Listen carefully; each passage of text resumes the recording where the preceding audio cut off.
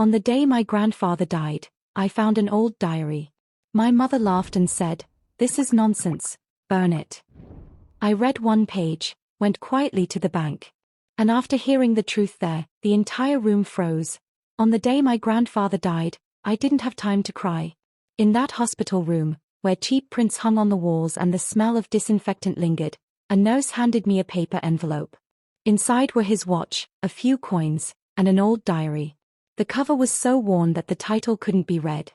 My mother glanced at it, laughed, and said indifferently, "These are useless things. Burn them when you get home. Your grandfather had a habit of collecting junk."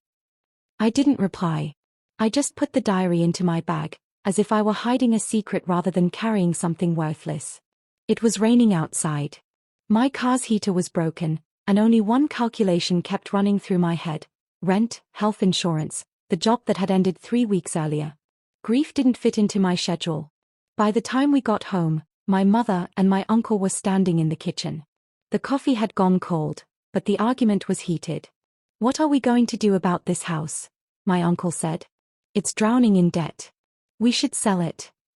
My mother nodded, as if the decision had already been made. I placed the diary on the table, opened it quietly, and read just one page. It wasn't emotional writing.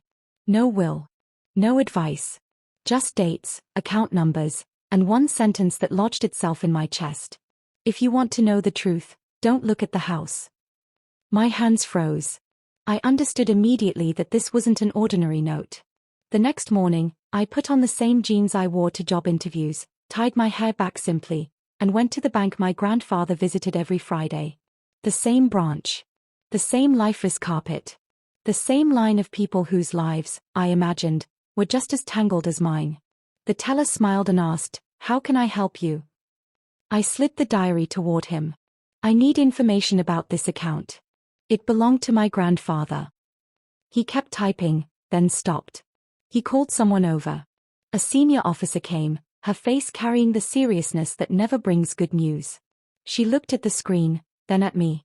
"Where did you get this information?" she asked. I pointed to the diary. She opened one file, then another. The color drained from her face.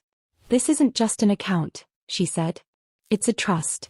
And you are the sole beneficiary." For a moment, the room seemed to spin.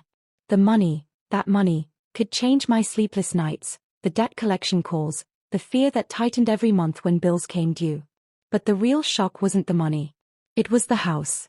The house my mother wanted to sell had never belonged to her at all. When I stepped out of the bank, the sun had come out. Strangely, I didn't feel happy. I felt steady, as if someone had finally given me permission to stand upright. That evening, we all gathered at my grandfather's house. The same old dining table. The same cracks in the wood that I'd known since childhood. I laid the papers on the table. My mother laughed. My uncle gave me a sarcastic look. Then I began to speak. No shouting. No accusations. Just facts. When I explained that the house would not be sold, and why, the room fell completely silent. "You're deceiving us," my mother said. I shook my head. "No. You just never asked for the truth." They left in anger. The door slammed shut.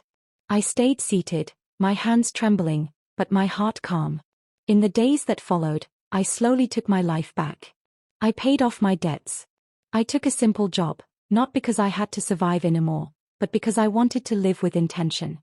I moved into the house. I mowed the lawn myself. I met the neighbors. One afternoon, an elderly woman, Mrs. Clark, brought over a bowl of soup and said, "Your grandfather would have been proud of you." I opened the diary one last time. There were no instructions for revenge in it. Just the truth, and the trust he had placed in me. My mother called later, her voice different, careful. I didn't forgive everything. But I had freed myself. That night, I looked out the window. The street light was on. And I realized I was no longer the girl who endured everything in silence. I was a woman who read the truth, stood up, and made her own place in the world. And that, for me, was the most powerful revenge of all.